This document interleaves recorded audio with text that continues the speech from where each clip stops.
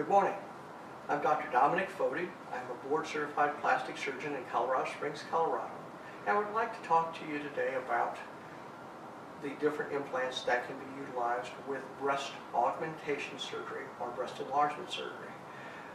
The two major decisions that need to be made when you are trying to decide on which implant to go with.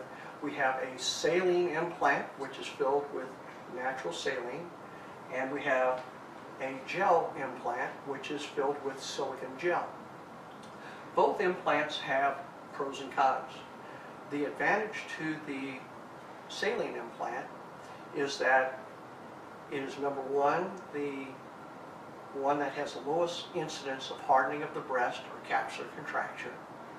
The second advantage to the saline implant is that all implants and any other device we ever place in a person's body will, over time, have wear and tear, and when the shell eventually fails, you don't have to do any MRIs or any other tests to determine it because it just deflates on its own. It doesn't hurt when it happens, but you notice it immediately, so we're able to actually get you in sooner and bring you in to try and set up an appointment for having the implant replaced. The average life expectancy for both saline and silicone implants are about the same at about 15 to 18 years out, but when it does happen, you'll notice it when you look down and you see that it is no longer inflated. The silicone implant, which has a gel inside, and it's called a cohesive gel, is actually very popular as well. And as a matter of fact, 2/3 of the patients opt for the silicone implant because the silicone gel itself has a more natural feel than the saline implant in most patients. The more breast tissue you have, the less important it is as far as whether you go with saline versus silicone.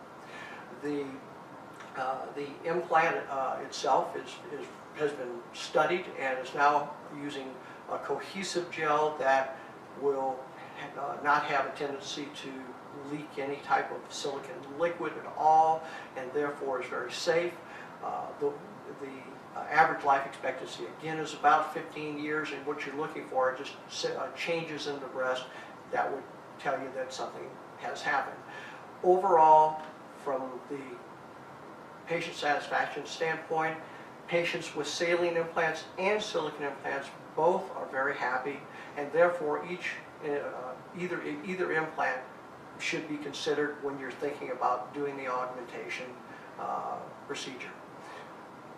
If you have any questions with regards to this, please give us a call at 719-473-2932, 719-473-2932, or visit us at our website at drfoti.com. That's drfoti.com.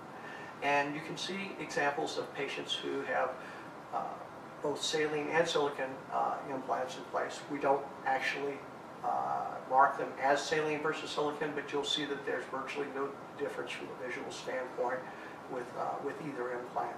And patients seem to be happy with both implants. Thank you.